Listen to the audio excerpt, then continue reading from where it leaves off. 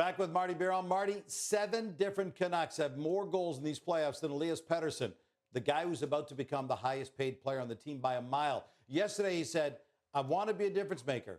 From what you've seen so far, do you think Pettersson can still find his form in this series, or is his confidence completely shattered now? Well, from the outside, I'm looking at Elias Pettersson, and I'm saying his confidence is completely shot. And I listened to some of the things that he's saying. He was asked, okay, what can you do different to get back to playing the level that we know Elias Pettersson can play? He's like, I don't know. It's a good question, right? I'm looking at him. You got to find some answers. And you got to shoot the puck more. You got to play with confidence. But I look at Elias Pettersson 2 years ago, 257 shots in the year. This season, 207. So he had already dropped 50 shots over a season. And now you're seeing Pettersson not shoot as much in the playoffs, not show as much confidence, but there's other things that you can do. How about you win one-on-one battles? You play well defensively. Look, he won a faceoff that led to the tying goal in Game 4.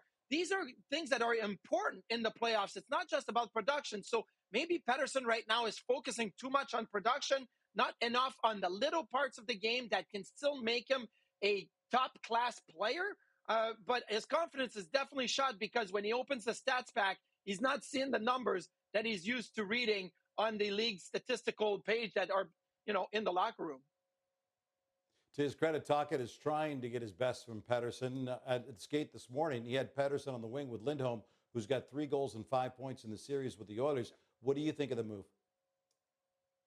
I think it's a good move, but not only is it a good move for Pettersson, but it doesn't disrupt your whole team structure, right? You don't have to think of Pettersson and say, okay, we got to put the Loto line back together with Besser and Miller. That line with Pius Suter is doing well, so you don't have to disrupt that. You're 2-2 against the Edmonton Oilers. Your team is still succeeding at winning games in the second round, so you can't just think of one player, but you have to help him. So I think this is a middle ground for Rick Tocchet and the Vancouver Canucks. We're not going to disrupt everybody, but we can definitely help Elias Pettersson, especially the fact that they're home in Game 5. They control the matchups. So that is an advantage for Rick Tocchet and his team. I anticipate that if it doesn't work right away, that lines can change again in game for Game 5.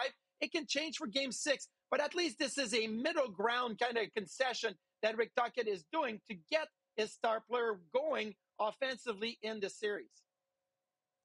Pettersson's still in the top power play unit, but that's not saying a lot. They rank second last among the 8 teams left in the playoffs. The only team worse on the power play has been the Hurricanes, and they face elimination tonight.